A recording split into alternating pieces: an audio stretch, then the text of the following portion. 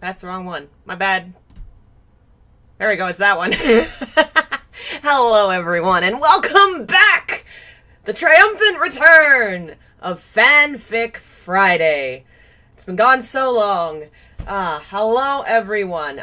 For those of you who don't know, since it has been literal months since we've done this, I used to do something called Fanfic Friday, where I would read aloud fanfics that I wrote as a kid. Anywhere from like 12 years old to like college, where we would read them out. I'd have like card, images to go with them, mostly stock photos, really poorly edited for laughs, and we'd just read them aloud and enjoy the nightmares that my youth created. Today we're gonna return to a series that we've read one chapter of before.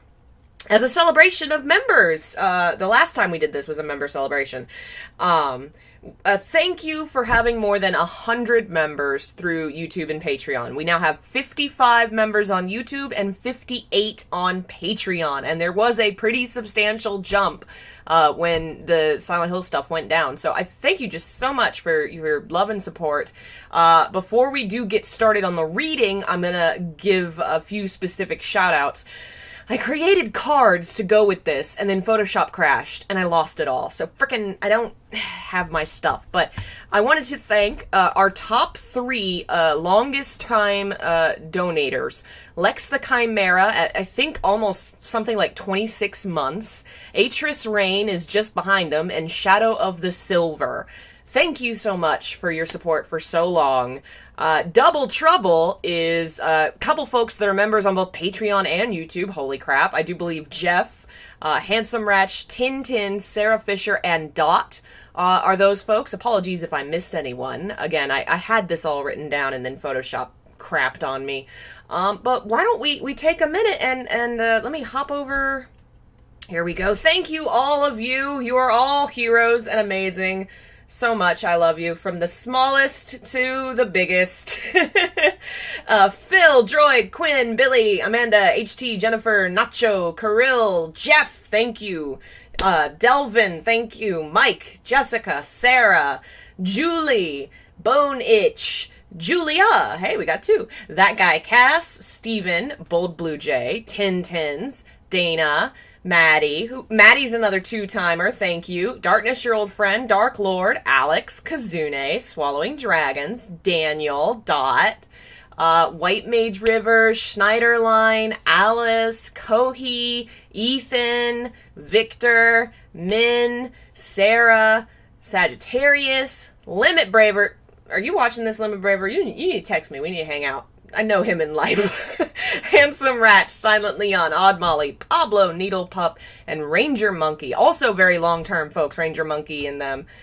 Citrus, Kate, Andrew, Tyson Bison, Allison, Sithis, Muffin, Haley, Elric, Keegan, Anon Bird, Phoenix, Alicia, Martina, Smollett, Quinn.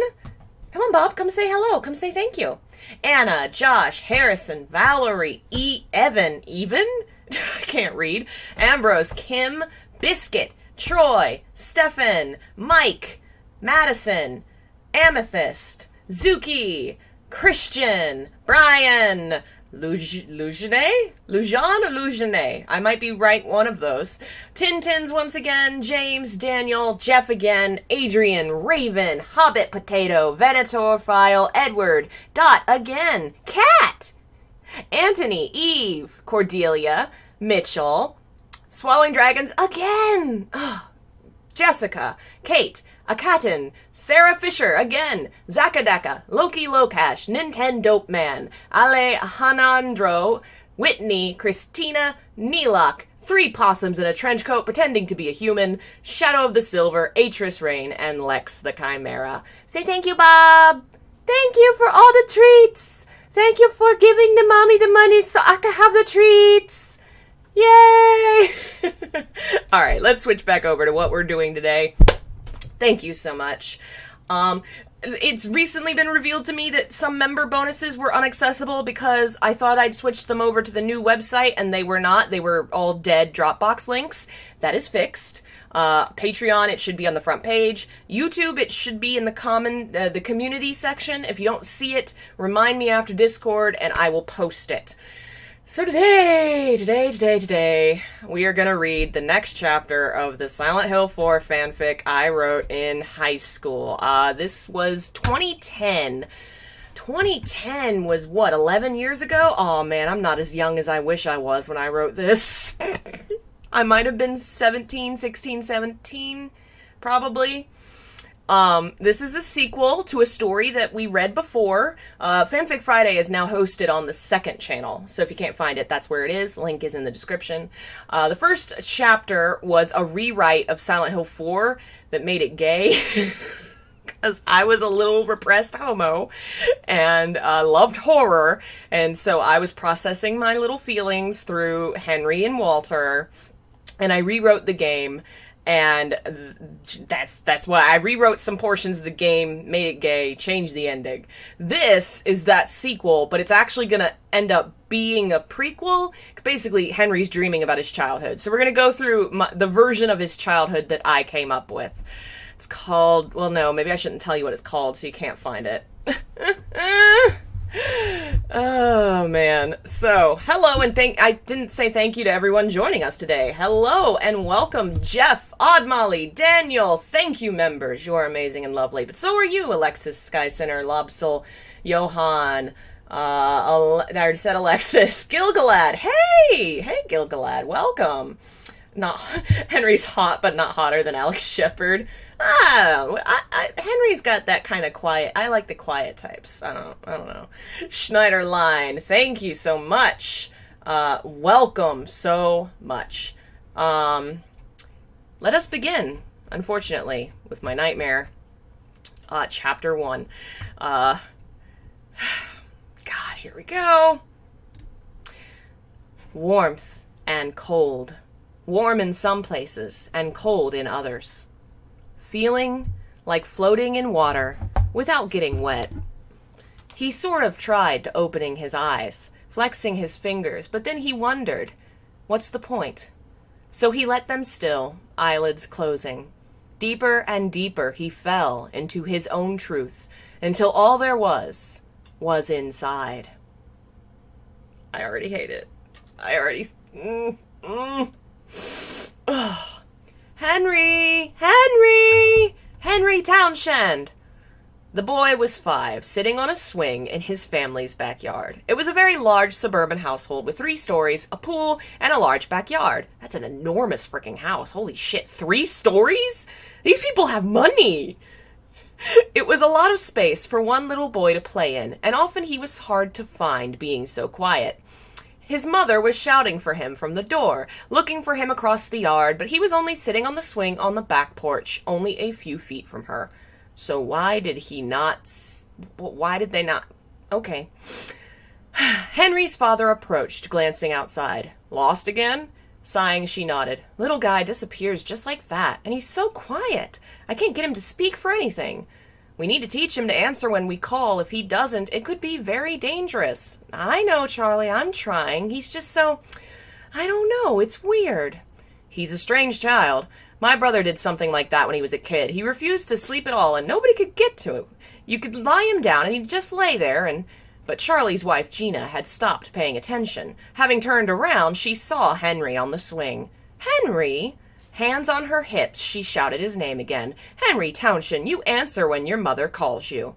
The boy got off the swing and slowly walked to his mother. When he stood in front of her, she knelt down to look him in the face. Don't scare me like that, okay, honey? Henry nodded, cheeks flushing a bit. Didn't mean to scare Mommy. The woman smiled. That's okay, sweetie. Standing, she put a hand on his shoulder. Why don't we have a little snack, huh? You hungry?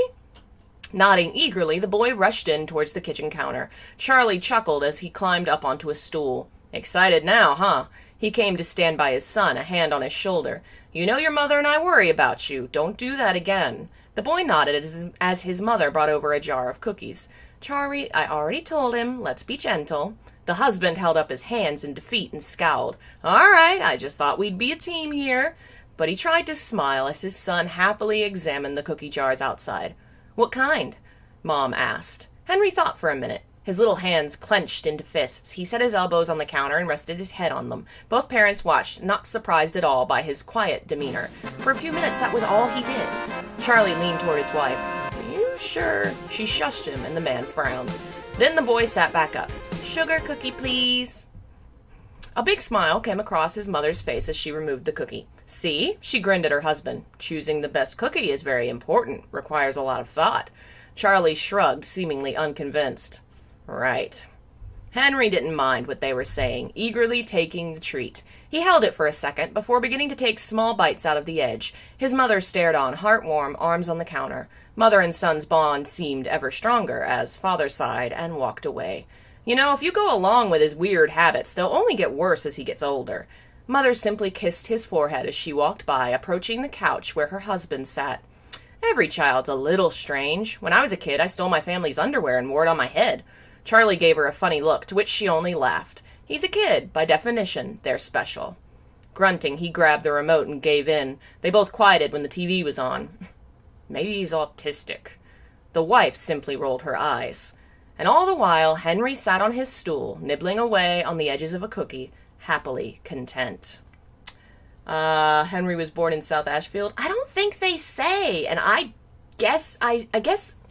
presume that's where they are. I don't know that I developed all that shit. I really don't. I guess we'll find out. The story about the underwear thing, I did that as a child. I stole my mother's underwear and I wore it on my head when I was 4. I thought it was a hat, I guess. Or maybe it was her bra. Actually, it was a lot of her. I just stole all the stuff in her drawer, and we just have a picture of me, like, throwing it all on my head. I was very creative. Come on, bub. Come on up. That is not supposed to be there. What? Let's see what the next image is. Okay. I think that's the right image. Maybe. Let me pull up and see how that got out of order. Walter, why did you show up there? It wasn't your turn to show up yet. Okay, yeah. For some reason, that one accidentally got added. We're in the right order now. And the picture might be a little too large.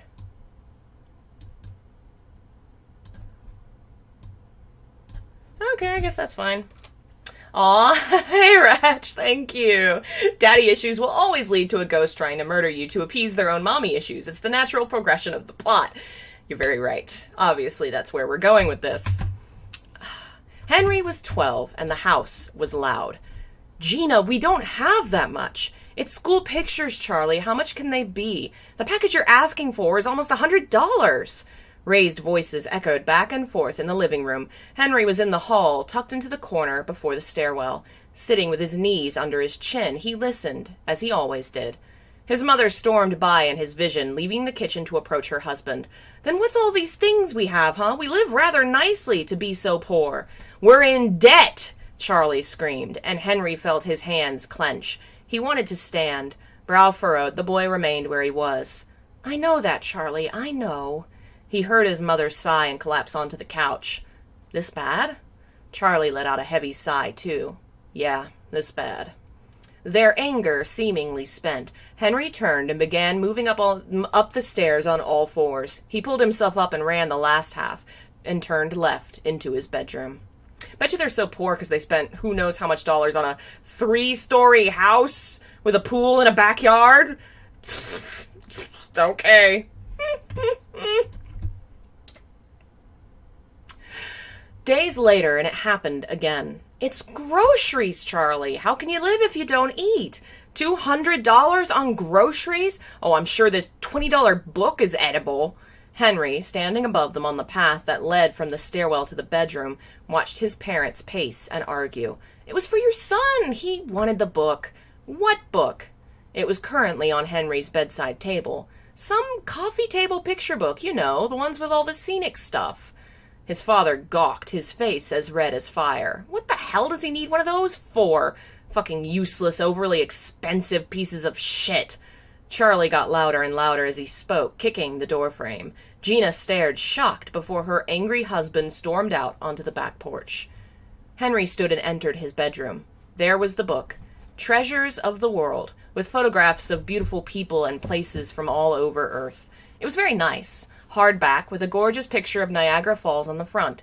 Sitting on his bed, Henry sat the book in his lap and opened it up. He scanned the images of people walking through dry desert, of jungles in South America, temples in the East. He looked it all the way through, then stood and took it out of his room with him. Downstairs he approached his mother. She was red-eyed but quiet. Henry approached and held the book out. Gina glanced at her son, holding the coffee table book, his face calm and quiet as ever. She shook her head slowly. No, son, you keep that book. She smiled and pressed it back against his chest. That $20 is the least of our concerns, and I don't think I'll be able to buy you much in the future, so you keep that. With one last smile, she turned and leaned against the counter, head down. Henry looked at his book and then at his mother. He set the book on the counter and wrapped his arms around her waist. Only then did she begin to cry. It keeps cutting off my fun captions. I have to make it smaller. There we go. How to Survive Being the Protagonist of a Gay Teen's Fanfiction. This is a very important book for Henry. He's going to have to pay attention and learn. Hey, Bad, Wrong, Fun. Been a while since you caught one of these. It's been a while since I did one of these. It's very sad. But truly, we've returned to an era of culture. Oh, Odd Molly donated. Thank you so much, Odd Molly. Sorry I missed it. Very sweet of both of you. Thank you so much. All right. At 14, the arguments were about anything. Money, work, politics, him. Why doesn't he ever bring anybody over? Charlie muttered, sitting at the counter with a cigarette. His wife was doing dishes, her hair in a loose bun. Who, Henry? The woman shrugged. He's a reserved child. I think he likes being alone. Nobody likes being alone that much, Charlie insisted. He doesn't even talk about friends. Sighing, Gina turned tired eyes toward him. Not everyone makes friends that easy. She wiped her hands on a towel. I can name 2 friends I had in school. I don't know either of them anymore, and I think I could have lived without them. You're just as weird as he is. I had tons of friends. Charlie insisted. That's what school's about, making friends, participating. He isn't involved at all, and he should be. Gina glanced over her husband's shoulder. Henry? The boy, after a moment, walked out from the hallway. Smiling, his mother asked, What's school about for you? The boy glanced up timidly. Learning. The smile grew broader as she turned back to Charlie. Everyone's different, hun. He's smart. He's quiet but thoughtful. Got all these thoughts in his head and doesn't know how to let them out. But he's a good kid. I think he'll blossom when he's in college. People there are smarter, driven about the future. He'll fit right in. Charlie grunted, but he shut up. Hey, Diana. I can't read what Walter's caption says. I think it says something like, here, I can't remember what I wrote. Can I make it any bigger? Let me make you bigger. That's not what I was trying to move. I think it's something like gonna murder you so bad. Yeah, gonna murder the fuck out of this guy. Oh, man. Alright, let me make that big. There we go. There we go. That should work. Alright. Despite understanding her son's introverted nature, Henry's mother began to insist he spend more time with them and less time alone in his room. Henry decided he could do that. It wasn't so hard. So it came to be that Henry was sitting with his mother and father watching the news after dinner. His mother had a magazine, his father a newspaper, while he paid closer attention to the TV. There was a report about someone being killed in Silent Hill. It had been very grotesque. The bodies carved up and hearts removed. Charlie grabbed the remote and suddenly the TV was showing football. Wait! Henry jumped, spinning to his father. Please go back. A boy your age doesn't need to see that, his father insisted. Gina stood and manually changed the TV back to the channel back at the TV. It's fine, Charlie. They won't actually show anything. He's just curious. Henry stared thankfully at his mother and then became enraptured by the TV again. Behind their son, Charlie glared. You coddle him. Gina glared back. And you don't pay him any attention. Having nothing to say, Charlie returned to his newspaper.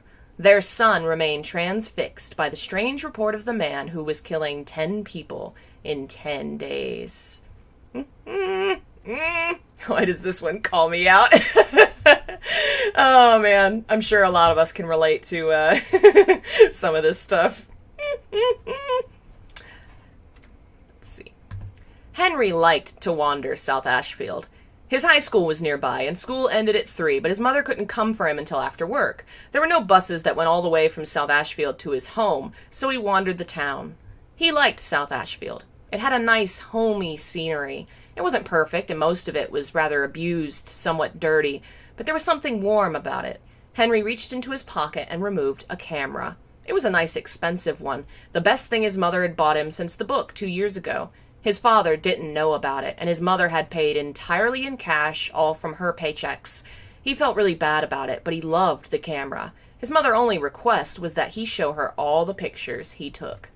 Lifting it, Henry adjusted the settings, changed his stance a bit, and then, click, the shutter flashed. He wouldn't be able to see the picture until he went home, but he had a good feeling about that one. Henry looked over South Ashfield Apartments one more time before moving on to a new focal point. He crossed the street to go to the tall shopping center on the other side. There was a pet shop there, his favorite place, along with a bar and a sports center and some other things. Henry went to the pet shop immediately, an idea for an image in mind. The store was small, but had tons of cute little animals and pets. Recently, in one of the books Henry had checked out from the library, he'd seen a whole series of photographs based on animals. He decided he wanted to try that.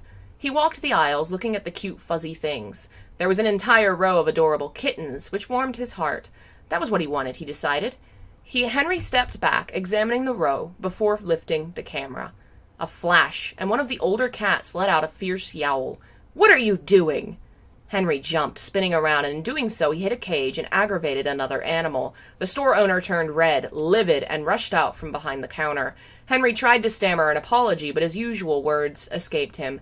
"Get out of here, you annoying brat! Get out! Go!" The man started beating at his legs with a broom as if he was some invading pest. Henry was still trying to apologize when he tripped backwards out of the doorway, losing hold of his precious camera. But before he could hit the ground, an arm wrapped around his waist and gave him support. The shop owner turned and glared at this new person. "And you! Both of you, get the hell out of here!" Then he turned and slammed the door shut. Breathing harshly and red in embarrassment, Henry lowered his head. "Thanks." Whoever it was, they were tall and bulky, the big jacket exaggerating that. The man lifted his hand, revealing he held the camera. Henry's anxious hands reached out and grabbed it, hugging it to his chest, but he said no more. The hand was still holding him up, and Henry realized, as he finally stood on his own 2 feet, the stranger backed off. He can be cruel. I would avoid him and this place. Henry managed to find the strength to look up at him. He had long blonde hair framing a handsome face. He's probably in his 20s, a good 10 years older than Henry. The boy blushed and tried to speak. "Sorry." The man just smiled. "That's okay." He turned to leave. Henry suddenly found he was running towards him and stopped himself halfway there. The man paused and turned. Scarlet in his cheeks, he glanced back down. "Do you live here?" "I work here." Surprised, Henry looked up wide-eyed and pointed at the pet shop. The man laughed, a dark, deep chuckle that made Henry shiver. "The sports store." Oh, Henry knew the place. He nodded. After a pause, the man turned to leave again, but once again Henry found his feet jumping ahead of him. Sir." The man chuckled at the title, which made Henry's blush deepen. "Can I take your picture?" A slow, steady smile spread across the man's face, and he nodded. Henry couldn't believe his luck. Frantically, he glanced around, looking for the perfect place for the shot, and then he realized what he wanted, and felt nerves choke him. Never mind." But the blonde shook his head. "It's okay, you can take one." Henry, holding his camera nervously as if it would support him, glanced down. "Those apartments, it would be perfect," but he didn't want to make the stranger walk all the way down the building and across the street. To his surprise, the blonde looked up to South Ashfield Heights and smiled. "You're right. It would be perfect." Henry watched, mouth gaping, as the stranger walked down to the elevator. The doors opened and he stepped in. The man leant against the back wall and stared at Henry expectantly. The boy froze. The doors to the elevator began to close, and Henry finally awoke. "Wait!" The man stuck his arm in the way, so they began opening again. Henry stumbled through, almost slamming his nose into the back wall. The man chuckled again. A sound Henry knew he loved. "Oh, you little gay. Oh, you little gay homo." Listen. Who among us, as 15-year-olds, didn't have a crush on an adult? I guess, timeline-wise, I said Henry was 15, so Walter's in college somewhere. I don't know. Obviously, but Henry totally has crush. Oh, my little gay self. Listen. They rode the elevator down and left the shopping center, crossing the street. Is he 15? Yes. Some years have passed. I did some time jumping. I think he's in high school now. So he's not tiny baby. He's still not a kid. He is like a high schooler. I'm not very good at telling, the audience what's happening, but that's the time frame. They rode the elevator down and left the shopping center, crossing the street. The man walked ahead of him, Henry racing to keep up with his long legs, but he was happy, a big grin on his face. They came to the apartments, and Henry began looking them over. The stranger stood by, arms crossed, watching as Henry tried to find the perfect view. Then it became obvious. Here, please." Henry gestured to a spot in front of the trees. There the man would lean against the trunk, with the third-floor row of apartments in view just behind him. The man did as he was told, leaning just so, crossing his arms like this, tilting his head. Henry walked up and adjusted his pose manually, moving his feet a little, even bravely touching his chin and tilting his head a little more to the right. The man was patient and let him do as he pleased. Then the boy backed up and lifted his camera. For a moment he just stared through the lens at this amazing image.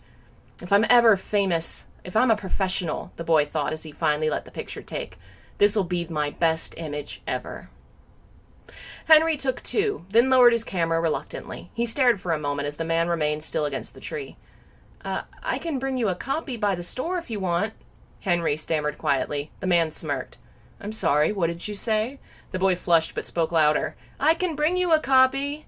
The man stood up off the tree and shrugged, but said nothing else. A car pulled up by the street, the window rolling down. Henry knew who it was even as he turned. Henry, ready to go? The boy turned back to the stranger. That's my mom. The man's eyes flashed. Your mother? Henry nodded, lowering his camera. Yeah, she's nice. She bought me this.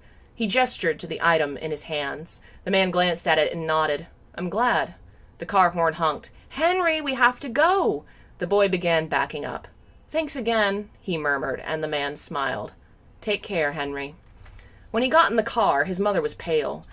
Be more careful, sweetheart, the woman insisted. There's a killer on the loose. You need to be more careful about strangers. She began driving them home. That's it. I'm going to insist on leaving early. I've got a kid, and the world's more dangerous than ever. You can't be wandering the town during a time like this. Henry listened quietly, staring at his camera. He knew the picture would be wonderful, but he had a feeling he wouldn't show his mother. It felt too personal. That man, he didn't look like he'd bathed in a while. Probably harmless, but a mother worries. Poor fellow. Her brow furrowed, and she sighed. It was then Henry realized he'd never told the stranger his name. Oh, boy. Dun, dun, dun. Yes, so that's... Oh, man. Oh, boy. You know I had to. You know I did. Ugh. Oh, man. My little... Ugh. That night, Henry looked through the finished photos of all the pictures he'd taken that day and smiled when he came to the last one. There was The Stranger by South Ashfield Apartments. Henry knew this one was going into his photo book. Something about it felt amazing. Henry stared for another moment at the rugged face, the tall form, the long blonde hair, the burning green eyes. He flushed and tucked the pictures back with the rest in his drawer. I just saw it, Ratchet's comment. Oh, man, that's funny. Also, I know the way that last section, he didn't tell him his name. Dun, dun, dun. His mom was just shouting his name. So I kind of ruined that whole reveal there. But I was trying to imply he already knew about Henry, but he could have just heard the mom shouting. Anyway, clearly I was not good at planning. Henry, dinner time. The boy stood and headed back out into the living room. As he did, someone rushed by him, bumping hard into his shoulder. Henry turned to see his father storm down the hall and out the front door. He slammed it so hard the walls shook. Walking towards the kitchen, Henry saw dinner. It was on the table, set with utensils and dishes and candlelight.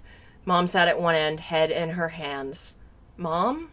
The woman didn't move, didn't look up. Henry approached, setting his hands on the back of his chair. Eat your dinner, sweetheart. Slowly, he pulled the chair out and sat in its cold embrace. The food felt tasteless in his mouth. That was strange. His mother's cooking was always so warm and filling, but this was sad. Gina never looked up, never touched her food. Henry ate in silence. I have to clarify something that I'm just now realizing as an adult. They're eating by candlelight, which immediately kind of, I think, most of us would think, oh, a dinner by candlelight. They must be having some kind of romantic date. I did not realize as a child that's not normal, because my family ate by candlelight. Listen, my dad he grew up very poor, and he was a self-made man, and he read all the manor books. He was a big into culture. He wore suits for work because he worked for the government. He would come home and we had a fancy tablecloth. We had specific dishes. We had multiple forks, not like 12, but we had multiple forks, and we had fancy dishes, and we had candlelight, and that is how we had dinner. And I did not know that is not normal. How many people have had candlelight dinner with their family? Just me? Is it just me? Only now, reading this back, do I realize why I wrote it that way, and duh, that's not... that's so funny. Let's continue on. The shopping center was attacked. Henry felt his heart stop when he heard the news. The pet shop owner and all his animals gunned down. The man in the sports store beaten to death with a golf club. The watchmaker and the bartender, both of them gone. All in the course of one night. Blood flowing cold in his veins, Henry could only think of one thing. "That man," he whispered. Hurriedly, he pulled the picture from the drawer. What if he'd been working that night? Had he been attacked or hurt? The news said only 4 people were killed, but Henry couldn't help but worry. Nervous, Henry reached into the drawer and drew out his camera. Maybe that would calm him. Henry looked out the window at the darkening sky as twilight descended. He'd never tried taking pictures at night before. The boy stood, put the blond man's picture back, and left the room with his camera. His heart had lifted a little, but he still felt horribly for all those people, even the mean pet shop man. They were dead. Gone just like that, and he'd only been there a few days ago. Lost in his thoughts, Henry didn't notice someone else was in the room when he crossed to the back door. "Henry." The boy froze. That voice, a voice quiet and tight, promising unreleased anger. Henry turned slowly to face his father, who sat with his arms on his knees on the couch. "Henry, what's in your hands?" The boy felt his palms grow sweaty, his mouth dry. "Answer me when I speak to you, boy." Henry jumped, fumbling with the camera. It's a camera, sir." "A camera," the man muttered. He held his hand out. Henry almost wanted to say no, to run and never look back. Instead, fearful, trembling hands reached out and handed it to him. Charlie snatched it, looking it over, brow furrowing deeply. How fucking expensive was this thing? The man's face was already turning a nasty shade of blotchy red. Henry was shivering. I don't know." His father's burning eyes looked at him. "Did you steal it?" "No!"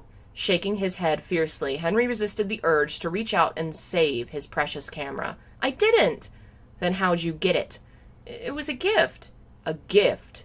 The man stood, towering above his shorter, rail-thin son. "I bought it." Both of them spun, turning to see Gina standing in the hallway. Henry almost gasped, fear rising in his chest, but his mother simply walked into the room, shoulders tight, but her gaze was strong. "You?" Charlie's lip curled. "You spent how much fucking money on this piece of shit?"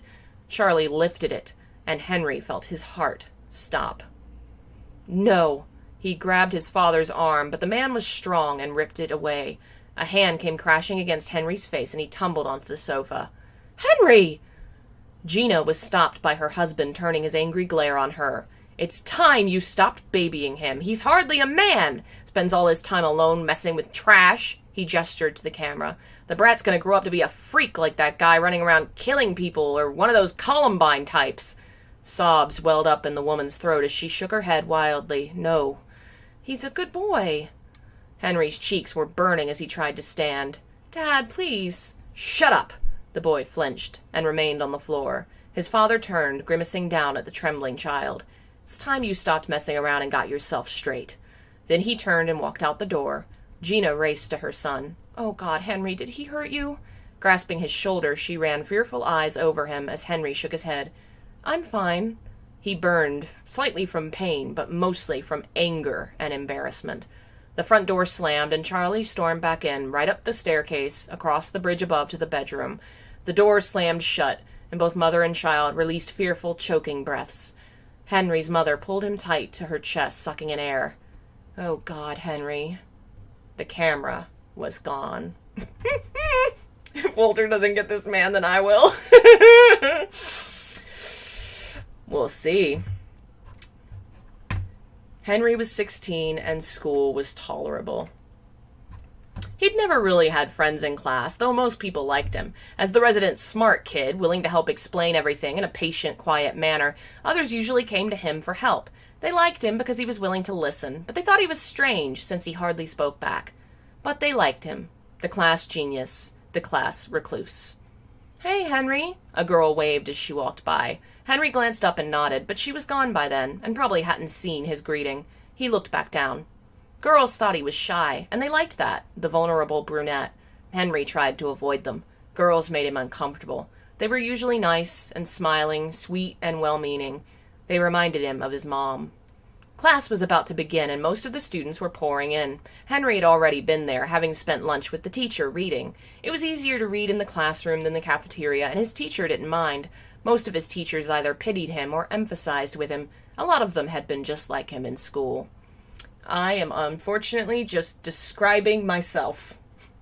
It's just me. I was not as bad at this. I did have friends, but I was the kid that everybody liked because I would help them with their homework, and I was quiet and weird, but they all liked me, and I was the one that spent my lunchtimes in the library so I could read. I'm just looking in a mirror of 10 years ago. Ugh. Henry frowned, putting his lunch away, as he realized he probably had more in common with his teachers than his fellow students. At the head of the class, a teen walked in who made Henry glance back up. He was sort of tall with blonde hair so long it was pulled into a ponytail. He wasn't bad-looking. The eyes were brown, hardly captivating, but there was something about him that made Henry pause. He wore a loose gym shirt and baggy blue jeans, very unlike that man from a year ago. But if Henry squinted, the tall, slight form with long blonde hair resembled him, maybe. Blushing, Henry glanced back down at as the student, who he'd never seen before, entered the room. The teacher explained his presence as soon as class began. "We have a new student. Everyone, let's welcome Malcolm Jennings." Malcolm. The name doesn't fit, Henry thought with a frown, glancing at the boy at the front. He didn't listen to the rest, which was why he only realized Malcolm's new seat was beside him when the boy sat down. Color rushed to his face. "Just great," Henry frowned. It was going to be a long day. Murder might be preferable to high school. Why you gotta hit us with the true statements? This is truth. This is truth. Oh, man. Listen, this story's gonna get some dark before it gets bright. I mean, this is Silent Hill, so just, if more to come with the horrible dad, just gonna go ahead and say. Mom had a bruise the size of a baseball on the side of her arm. Henry tried to ignore it, tried pretending it wasn't there. The boy breathed a sigh of relief when she put on a jacket that hid the mark. Shame burned him from deep within, and Henry hung his head. "It's all because of me."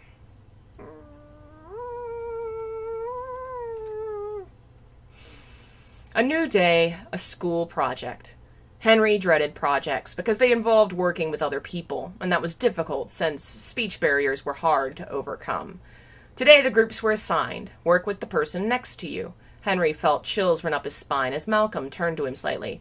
"I guess that's you and me, buddy." The way he turned, blonde hair fell over his eyes just slightly, around his cheek, like they had in that picture. Henry glanced down at the desk and nodded. Malcolm and Henry ended up working as partners for many more projects. The first one had gone well. Henry had hardly said a word, but with visual cues the two managed. Malcolm seemed unbothered by his quiet demeanor, and he spoke a lot. As usual, Henry listened. But by the time they were working together for the 5th time on a lab report, Henry realized something about himself he never thought had brought into words before, not even in his own mind. But as soon as he thought it, he tossed it away, locked it out, and tried to get his frightfully beating heart to calm down. Hello, Neil. Welcome. Henry stared at the blond man's picture and wondered if he was still alive. Downstairs, his father was yelling. Mom shouted something back, and the shouts turned to a scream. In the morning, he would find his father with scratches on his cheeks, and his mother seemed more downtrodden than usual. His birthday was in a week. Henry was 17, and Malcolm was his only true friend. "Good to see you, Malcolm." Henry's father shook his hand as the boy came inside. They got to talking near the door. Henry grinned at the sight of the other boy, glad his father approved. His mother approached him and squeezed his hand. "He seems like a good boy," she smiled. "I'm sure your father doesn't like the long hair, but I think it's just a statement. Kids your age always have to be different." Mom turned back and entered the kitchen as Henry smiled and approached his friend. "Oh, Henry." Charlie smiled and turned to Malcolm. "I'll let you kids go. Have fun." Then he turned to Henry and nodded, and the boy felt some of the tightness in his chest release. Maybe he approves. On his 17th birthday, Henry was given his first kiss. Wait a minute. What happened to the first kiss one? No! Where did it go? Oh, man, I'm very sad. Oh, that's what happened. Okay. That one's accidentally in the wrong place. There you go. There's...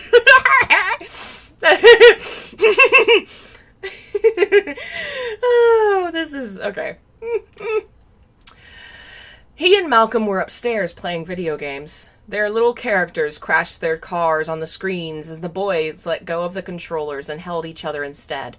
It was chaste and soft, and Henry felt bubbling joy in his chest. Malcolm grinned as the younger boy shyly glanced down. That was nice. Henry nodded and glanced back up. He moved towards the other's lips, but Malcolm put a finger on his chin. Not yet. Not until you tell me something.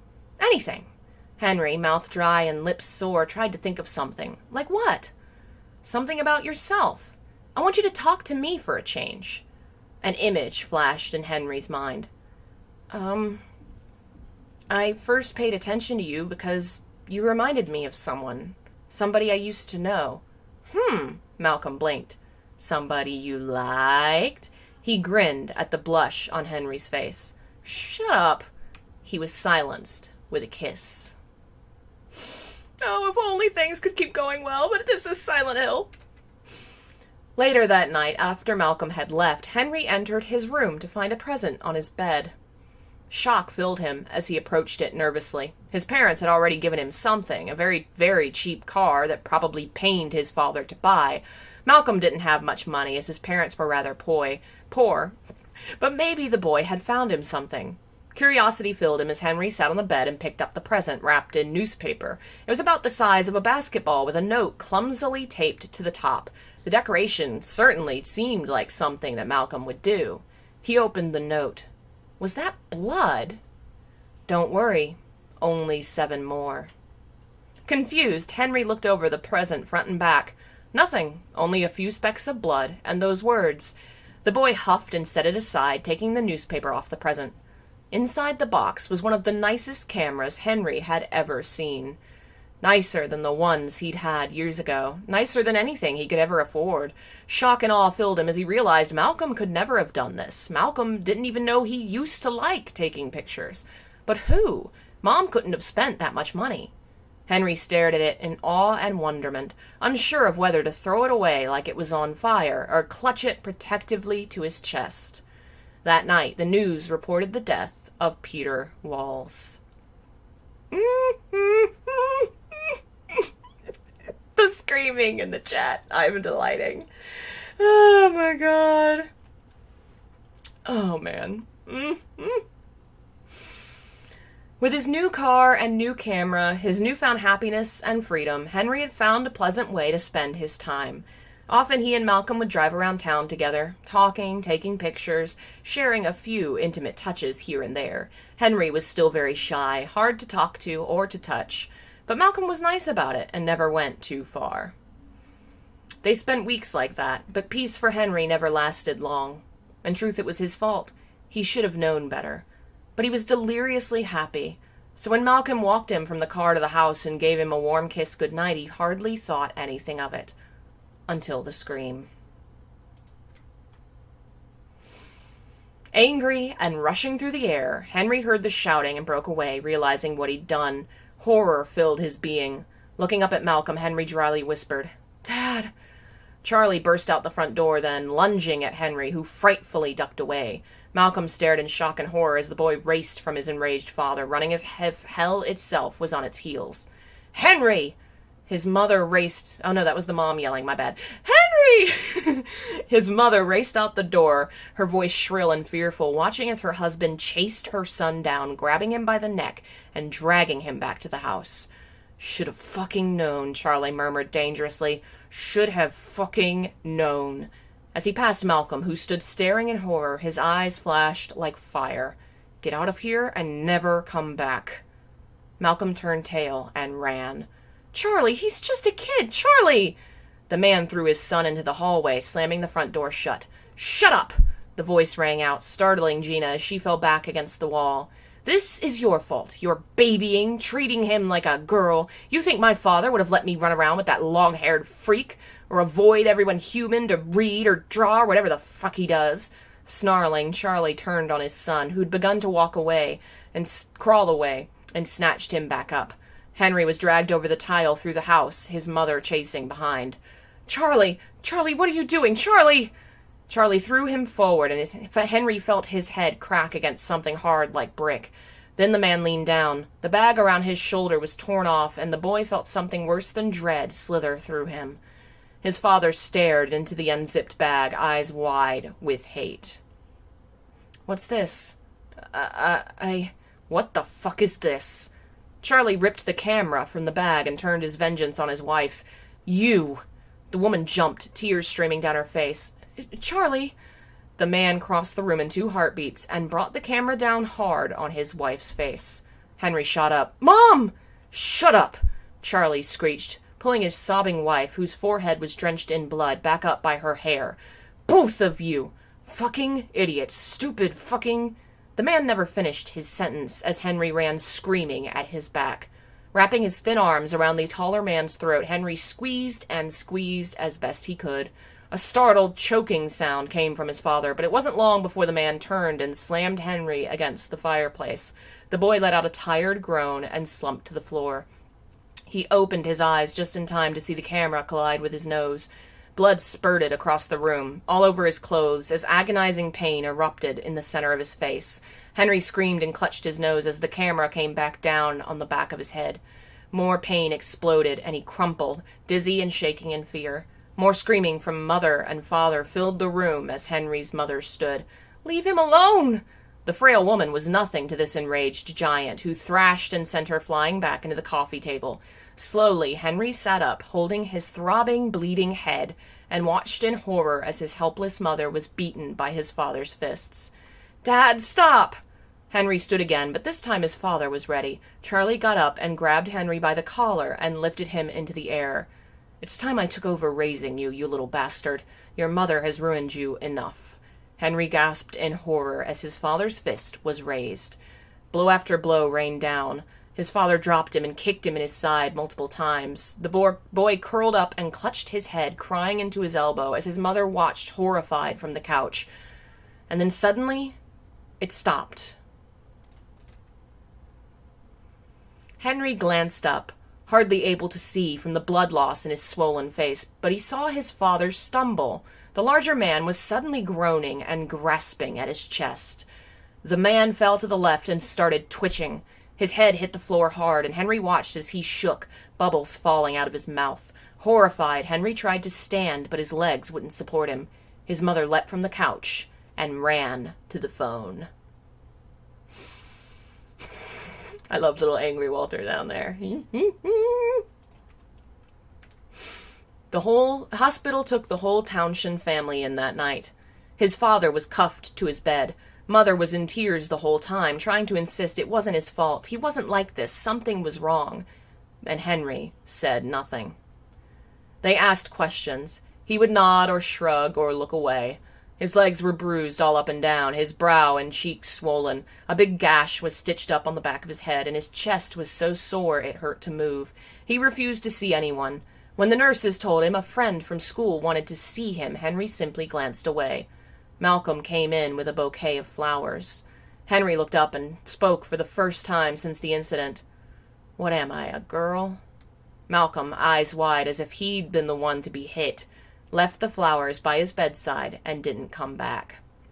Henry remained in the hospital for many weeks, longer than his mother, but less than his father. His father hadn't woken up since that day, and no one could really explain why. Henry didn't care. His mother sat beside him, bandages wrapped all around her head, her hands. Black circles lined her eyes, and more than that, she seemed so dull. She glanced away.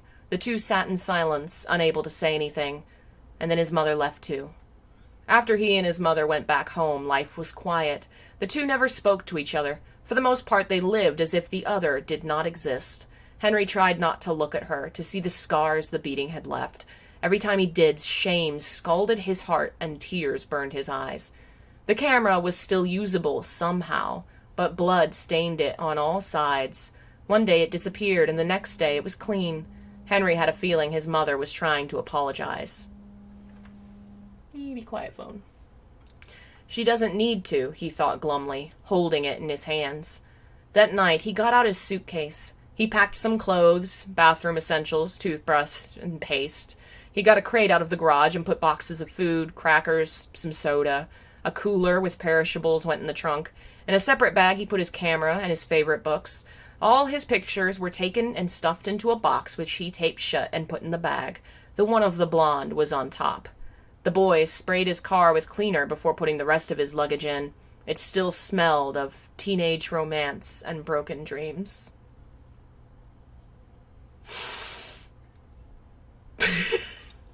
I don't know why that's the line that gets me. That one.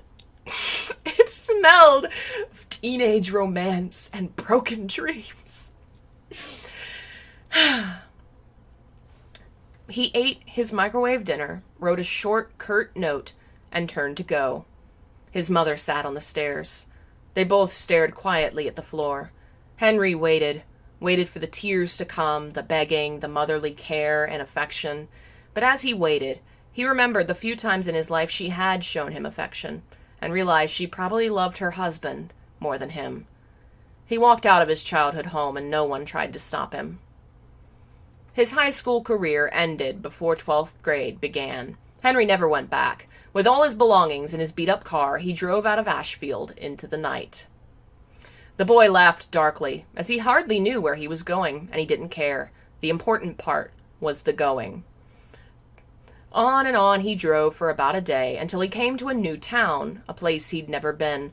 The boy drove around Toluca Lake toward his destination, almost nervous of what he might find. Silent Hill. It was a quaint place, a tourist town. Everyone kept to themselves, and no one asked why the tall, gangly boy who lived in his car was taking pictures of the scenery and architecture. That was all Henry did. To forget it all, he focused on the images. He searched day and night for beautiful things, beautiful scenes. The Balkan Church, the lighthouse, the amusement park, the Lakeview Hotel, Toluca Lake itself. For days, Henry lived off what little he had in his trunk and took pictures of the town.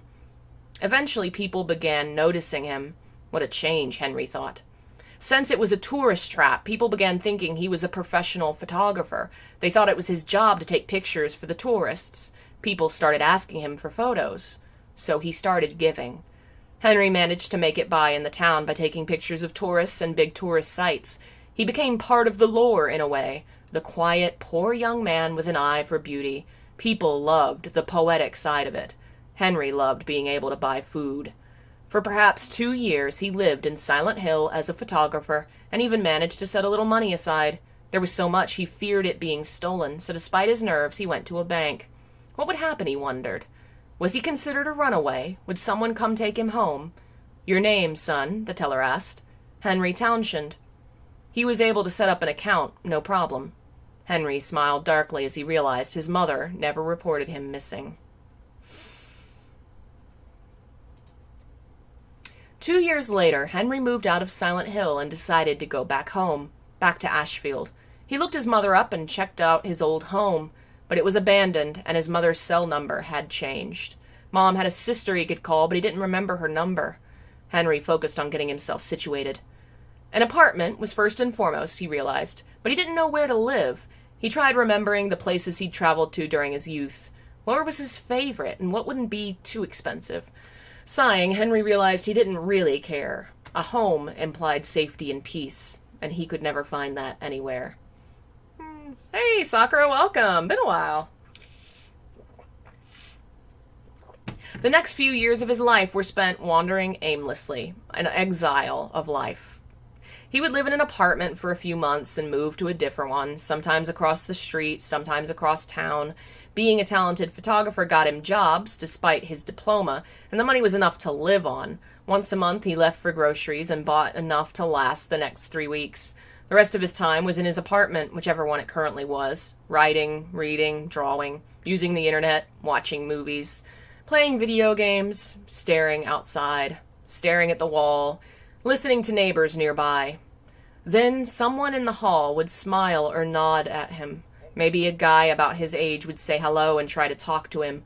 A girl might shyly look up and give him a tantalizing smile. And he would move. For a while he tried to find his family, find out what happened to his parents. It didn't take him long to figure out his father had died in the hospital. As for his mother, he eventually gave up trying. 6 years of his life were eaten up by bitter loneliness and fear. Fear of the blow that never came. Fear of the love he didn't deserve. 6 years dreaming of the night he watched his mother bleed, helpless on the couch, dreaming of his father kneeling over him, unable to fight back, always helpless. Henry Townshend became almost a mute, speaking only polite things like hello, thank you, and goodbye. In those years, his voice became lower, darker. He finally became a bit bigger. The man looked in the mirror and wondered why he couldn't have fleshed out before the attack. Maybe things would be different. His mother would be safe and he might be at home, a college student or something. Henry was alone. Aw, thank you guys. I'm glad y'all enjoy it as much as it's so, oh man, so immature for sure. Like you can feel that there's still very rough edges in it, but it's not total trash. 6 years and Henry found himself ready to move again. He was looking through the ads when something caught his eyes. It was cheap, it was small, and the building housing it was familiar. South Ashfield Heights, Henry whispered. Vaguely, he remembered the beautiful building surrounded by a peaceful street. Something about it made him calm. Distant memories. He remembered taking some good pictures there, but he hadn't looked at the pictures in the box in 10 years. The box hadn't been opened since the day he'd packed it. It was time to move. I'll take it. He hadn't been standing in room 302 for half a minute before he agreed to sign the lease. Something about it called to Henry, called to part of him that had been lonely and broken for a long time. Frank, the super, seemed surprised, but he also seemed relieved. By the end of the week, Henry was moving in and living peacefully in his new home. The other tenants ignored him mostly. He found the little attention they did give him. A nod of the head or a smile didn't set him off the way it used to. Instead of flinching away, he would simply return the nod and walk off. Then he would enter room 302 and slide down to the ground, clutching his knees. He was still afraid. Aw, thank you. I'm glad people actually seem to enjoy it. 6 months had been spent at South Ashfield, and Henry didn't feel like moving. For once, he found his feet planted firmly in the ground. It was then the peace shattered. After a day spent taking pictures for work, Henry walked home. The location hadn't been far, an apartment nearby, a party of some sort. Tomorrow he would bring the images to the family and get the payment. As he walked, someone caught sight of him. They stared for a moment. Henry suddenly felt nervous as he heard footsteps behind him. Henry Townshend? The man slid to a halt and wondered who the hell could recognize him. Turning, he felt his heart freeze. Oh, does Ratch have to head off? Bye, Ratch! Thanks for joining us, and thanks again for all your support. You are amazing.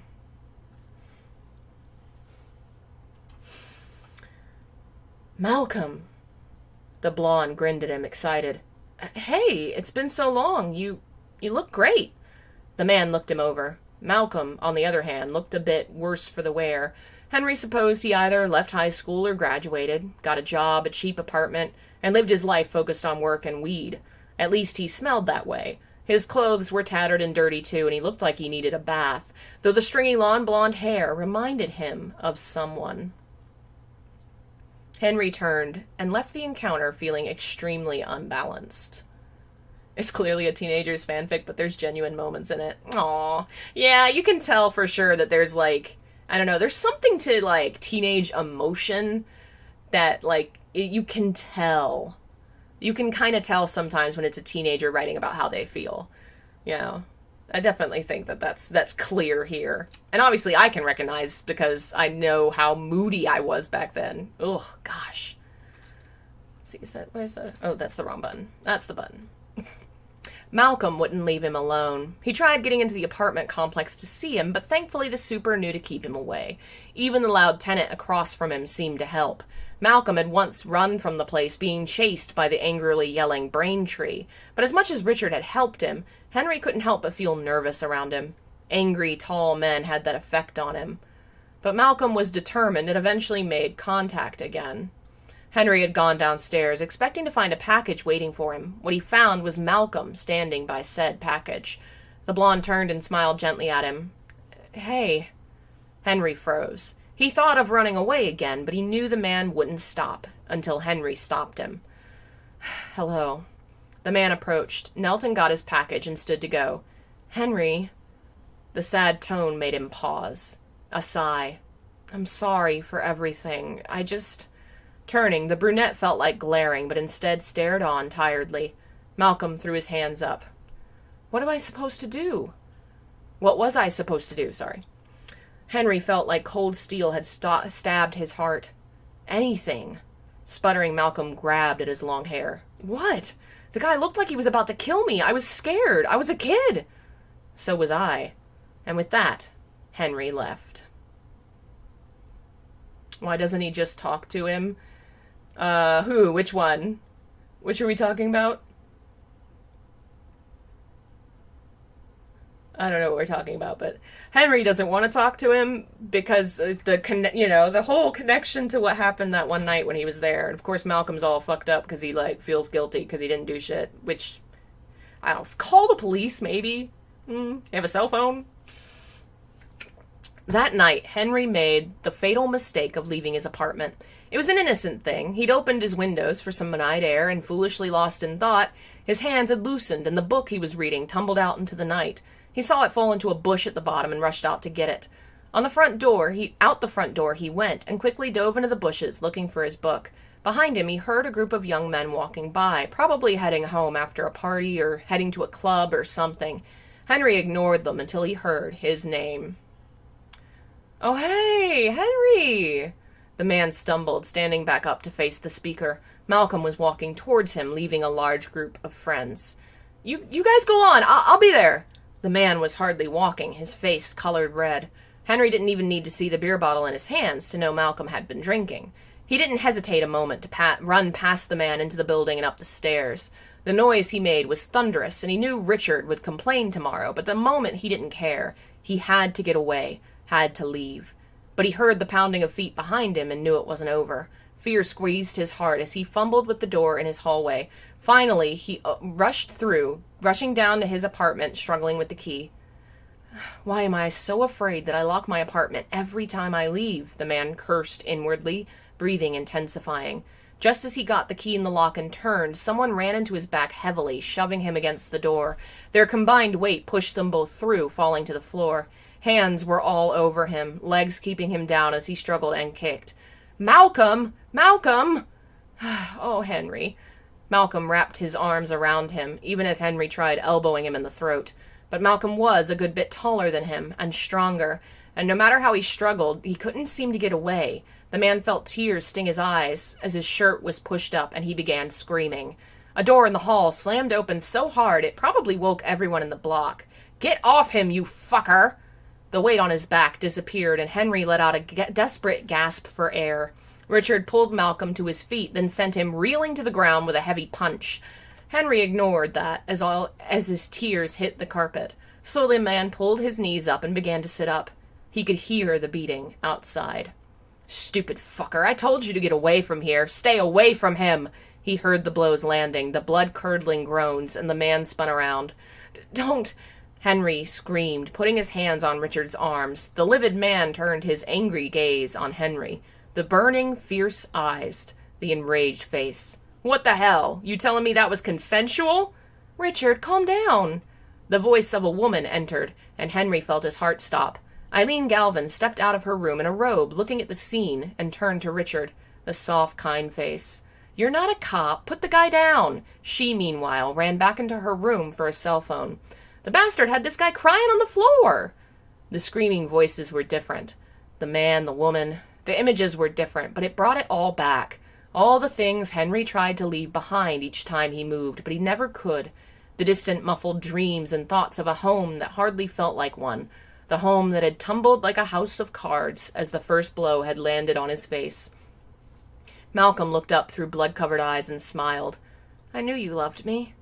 The brunette, who was holding his head as if he was in pain, looked down and scowled. "I did. Not anymore." He went into his apartment. "Hey, what, you gonna leave the police to us?" Richard shouted. "Ungrateful bastard." "Richard, the guy's probably traumatized. Leave him be." But Richard was still approaching the apartment, about to enter, and Henry felt his chest seize. "Get out here, kid." The door to the apartment slammed shut in his face. Henry stared at the door for a minute. He felt what was left of his heart shred into tiny, useless pieces as he slid to the ground. Sobs racked his dry throat as his face contorted in pain. The man felt like a boy again, a helpless boy, unable to protect his mother from the bastard who was supposed to love her. He was still that failure of a boy who couldn't save anyone, much less himself. Grasping at his hair and pulling hard, Henry curled up into a ball. He didn't open the door when the police knocked. When Frank used his keys to open it and they came in anyway, Henry screamed. He screamed and wouldn't stop. They tried to pick him up, take him to the hospital, but he fought and ran to the end of the hall. Henry threw himself into his room and shut the door, holding it shut with his body. Eventually they left, with promises of returning to check on him. Malcolm went with them. "Henry?" The man's stomach twisted. It was Eileen. "Henry, are you all right? Do you need someone to talk to?" "I'm fine." "Okay. I'm next door if you need me. Just give me a call. I left my cell number on your counter, okay?" Her answer was silence. She left, talking to Braintree across the hall for a minute, until finally the voices ended. Henry Townshend did not move apartments again. Instead, he went into room 302 and never came out. The wonders of the internet allowed him to order whatever he needed, even food. The super had deliverymen bring it up the stairs to his door, or if they didn't, he or Eileen would get it. Henry would open the door just enough, bring it in, and lock it again. Sometimes he heard Eileen or Richard or Frank talk about him in the hall, but he didn't listen. The man didn't write much anymore. Every time he tried, his inspiration dried up. Drawing had ended, leaving him with reading and TV. He stopped leaving to take pictures, but his old photos of Silent Hill sold well enough on the internet now that people were so taken in by the lore of the town. He had enough to get by. The next few months he spent on time-wasting things, surfing the internet, reading and rereading, staring at the wall and trying not to remember. After that, he had to find things to do, new projects, new ideas. He had to fill his mind with something, or else the thoughts would rise up. Voices from the past burned him, and he winced, clenching his chest like his heart truly hurt. He had to read, had to get it out, had to think about anything other than the past. Henry spent a year and a half wasting away in the darkness, trying to occupy himself with something without ever leaving the safety of his home. And then the locks came. "Henry." The brunette stirred slightly, flexing weak, trembling fingers. "Henry." The voice was familiar, close enough to brush across his face, but it still felt miles away. Henry felt himself drifting, falling back into the myriad painful memories that kept him trapped. Someone shook his shoulders gently. "No, you're not going back there. It's time to wake up." He didn't want to wake up. Facing the memories was bad enough, but facing reality, that was a blow he could not take, the final nail in the coffin. A hand brushed against his face, rubbing sweat away, and Henry felt himself being picked up. For a moment he drifted back into one last, lingering memory. Henry no longer knew how long the locks had been on his door, nor did he have any real idea how much blood he'd lost. It felt like he should be empty by now, rivulets of red liquid pouring from the bullet wound in his leg. It was the worst blow he'd been dealt yet, a gift from Walter Sullivan. But that wasn't what had Henry trembling like a frightened child. Henry had been faced with Richard Braintree's ghost. He had been a good enough man, unable to control his anger, but not bad. At least that was what Henry tried telling himself, but he couldn't help the bubbling cold fear inside him. Braintree frightened him, perhaps more than Walter ever did. Walter was calm. He was never angry. Yes, he was tall and menacing, cruel and calculating, but he wasn't a red-faced, grimacing monster. He wasn't loud and snarling or face contorted in rage as he grabbed victims. And while Braintree's ghost was not that way either, Henry remembered what the man had been like in life, and facing him in any form scared him shitless. The receiver glanced down at the leg wound and tried to stay calm. A first aid kit was in his chest. He needed to get the bullet out. Without his legs, he really would be helpless, and Henry was very tired of that. He was tired of being hurt, of being tormented by those with strength. He was sick of being wounded and of watching Eileen being wounded. He had to save her. He couldn't fail Eileen.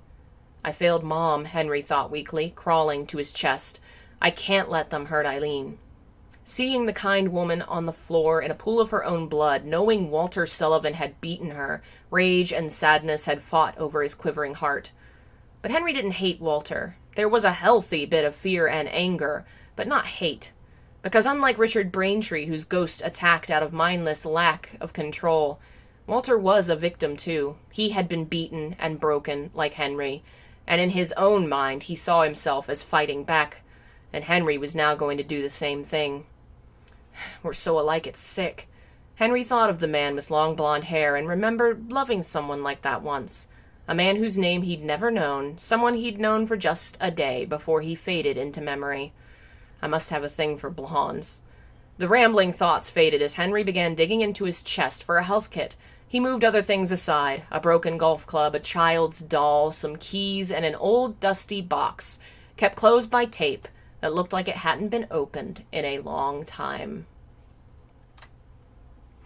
Henry awoke to see the ceiling fan running. For a minute he was back in the nightmare, trapped in an endless circle of traveling through hell. But then he blinked and realized everything looked different. Even the air felt different, less thick and ominous, warm and comforting, like it had before the hauntings. Slowly the man sat up, his body burning from multiple wounds. His tired red eyes looked down as everything came back to him. The sacraments were complete. He had made his attempt to save everyone, Walter Sullivan included, and had died. And now here he was, back in his apartment. His wounds were bandaged rather well. The numbers on his chest were covered in little band-aids, like a child had fixed his wounds. His movements were slow going, but he managed to pull himself up out of the bed, and with a hand on the wall made it to the door. The apartment looked nicer than it ever had. All the holes and nastiness were gone and replaced by niceties that hadn't even been there before. New paint, new furniture, new everything. Did it work? Did I do it? Henry almost smiled, but winced as one of his wounds burned. He kept walking and felt his heart rise more and more with each step. There, sleeping on the couch, was Eileen, with little Walter Sullivan sleeping on the other end behind her legs. Both seemed more peaceful than they'd ever been. A little bubbling laugh escaped Henry's throat as he looked around. Everything looked wonderful, and the apartment felt inviting. Vaguely, Henry wondered where the adult Walter was. Why wasn't he with his mother? Henry's eyes fell on the chest next to his feet, and he knelt down. The lid opened without a creak or groan, and the items inside were neatly arranged. Henry removed a few blood-crusted weapons, some now useless keys and things, until coming across a box at the bottom. It was still dusty, despite how clean the rest of the house was. Almost reverently, Henry removed the box to the counter and brushed it off with his hand. His shoulder burned from the action, but he ignored it. The injured brunette sat at the counter gingerly and went to open the lid. Oh. The man frowned, blushing. He needed scissors or something to cut the tape off. Suddenly, something sharp and gleaming made its way into his vision. Henry froze. A hand held a pair of scissors pointing right at him, a hand connected to an arm in a blue sleeve. Henry stared. The scissors were flipped around, handle facing Henry, and the man found himself gently reaching out to take them. Thanks, Henry murmured. Walter nodded and stayed still, watching him, watching the box. Henry turned his attention to it and began cutting. Once the tape was removed, Henry set the scissors down and stared at the lid. For a moment he did nothing. Walter watched. Finally, trembling hands reached up and took the cover off. There on the very top, where he left it, was the precious picture, The one he took as a teenager, before darkness had truly begun to sweep him away. Back when he was still slightly happy. Henry picked the picture up, recognizing the apartment complex. Recognizing the man against the tree. Somehow it didn't surprise him. Somehow it felt like now everything made sense. It was all connected. The camera, Henry muttered. For a moment Walter was silent, crossing his arms. I don't like seeing things wasted, especially not talent. A shiver went through Henry's whole body, eyes wide as he looked at Walter's peaceful face. My dad. The blond man's eyes darkened considerably. You killed him. Yes. Confused, Henry looked down at the picture again, and the sunlight reflecting off the long, dirty hair, the gleaming eyes. It didn't mess with the sacraments? That had nothing to do with the sacraments. Walter's voice was deep and dark, almost angry, but still calm. Henry was trying to understand, brow furrowed. Why? He bravely looked Walter in the eyes, green meeting green, and felt his heart skip a beat. He was a cretin who deserved to die. But Henry knew Walter would think that, having been through beatings during his own childhood, but still. Why protect me? He stared at Walter again. You only needed to kill me. I told you, Henry, I didn't want to kill you. Walter put his hands on the counter, lowering his eye level closer to Henry's. I wanted to set you free. And I did. But something in his eyes seemed troubled. Henry waited quietly. Walter's glance lowered. You lived such a terrible life, yet you told me you accepted it. You still believed in the world. The killer looked back at Henry, genuinely confused. I don't understand. You were beaten, betrayed, and still had hope. Hope, Henry chuckled. I still had faith. The man wasn't sure what he was saying, but it felt right. I didn't care about myself. The way I saw it, I ruined things. I got people hurt. So if I stayed away, the world would be a better place. He pushed the box over and set the photo on the counter. I had faith people would be good so long as I stayed away. Frowning, Henry looked up. You believe you were what made people cruel. Walter cocked an eyebrow and chuckled. Henry felt a crick form in his jaw and he shivered. Receiver, if it is true for everyone else, it is at least a lie to me. Blinking, Henry flushed. For you? Walter nodded. This is the most content I've felt. You did something to Mother, changed the sacraments, changed everything. He was examining his right hand as if he'd never seen it before. Did I change him? Henry tried searching for any clue he might be a little more sane. Well, the fact he's speaking like a normal person is a big hint. Smiling, Henry tried to find his voice. Well, I'm glad you're better. Walter nodded, almost as if he had more to say, but fell silent. The two stood in quiet peace until Walter's eyes glanced at the box. He came around the counter and sat next to Henry, while the brunette stared in awe the whole time. Sitting down, Walter was still taller than Henry, and the chairs were so close their legs brushed one another. Walter looked into the box, then at Henry for permission. The man nodded weakly. The killer began pulling pictures from the box one by one, looking to Henry after. The man caught on he wanted some sort of explanation, so he tried to remember all the things he'd taken in middle school. He scooted closer to lean over, face flushed. Together the two went through the whole box, re-examining every picture he'd taken, Henry's whole life on display. He'd relived it all, with the man he'd known for years but never realized. And somehow, opening the box of memories he'd always kept shut tight wasn't as painful as he thought it would be. Aw, thank you. Too bad you privated your video, but it's cool you're comfortable with things now. Yeah, it feels better this way. I hate to do it, but it's been an immediate relief. The amount of hate has gone to 0. Well, we did get a couple, but I managed to block the way that they found me, and it's been great. It feels so relaxing to not have to deal with those weirdos, and I don't want to make stuff for them. I don't. If you can't afford and you want to join and enjoy that stuff, join the Discord. Link is in the description. I'm letting people who join it see all my Silent Hill stuff for free because I know not everybody can do that, but I also want to have a way to, vet who can see it. So if you join the Discord, I've vetted you, so, because hateful people get booted. Anyway, did Did you know Walter Henry fics are being written to this day? I did not. There was a time when I was the sole captain of this ship. There was a time when I wrote the most Walter Henry fanfics on fanfic.net. I had 9 of like probably 14, 15 around the time that I remember writing. I'll have to go back and look and see what's out there. Man. I don't hate this as much as I did. You know?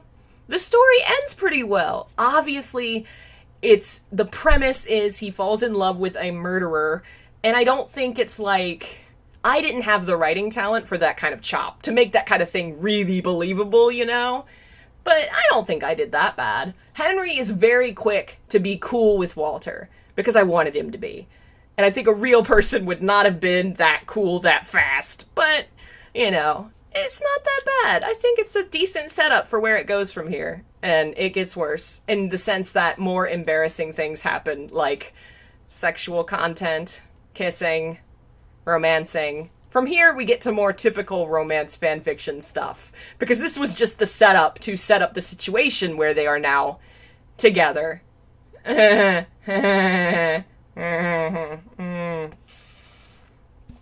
remember the next one. Oh man, I'm pretty sure they get flirty. I think it's a couple more before it for real gets to stuff. And it also includes, I basically created my own kind of Silent Hill extended universe. A bunch of characters from the other games show up. Heather shows up, Valtiel shows up, Pyramid Head shows up. I start digging into lore. This was kind of the transition period between me as a young teen writing fanfiction to me as an adult researching things. And in between Silent Hill symbolism and my childhood was these fanfics. And this is what led to those. And I did build my own idea of like how the magic worked, how the gods worked, and, you know, all that. So that's going to be fun. We will do more of this soon. I don't know that it'll be every Friday. For one, we got big projects going on this month, but I think maybe twice a month, I think, would be a good way of keeping up with it, I think. When does Dante and your OC show up? Oh, God. That was even worse. Oh, God. Oh, man. Thank you all so much for your support. You've all been lovely. Thank you all to members, and thank you to people who keep watching my videos, even if you can't pay in, because it just it means a lot to me. Thank you so much. Is hybristophilia what it's called when people are into killers?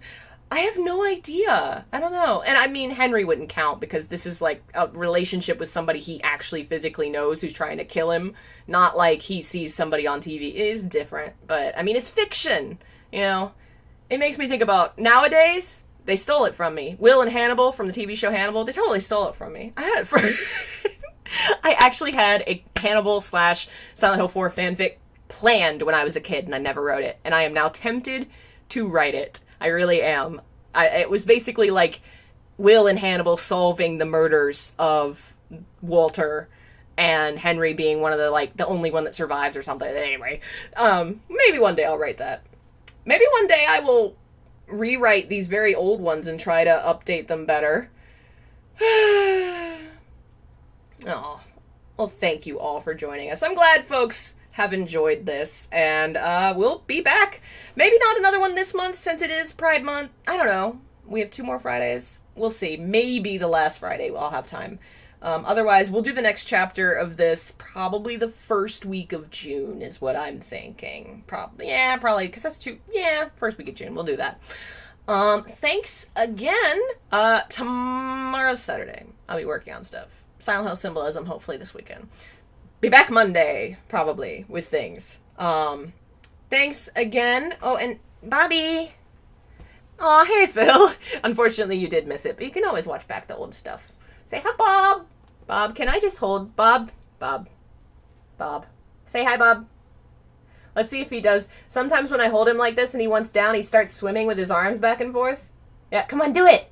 Do it. Show everybody. He doesn't want to show off. It's funny. Yeah, like that. He goes, I swim. I swim away. I swim away. Let me down. I swim. All right. Bye, Bob. Good night, guys.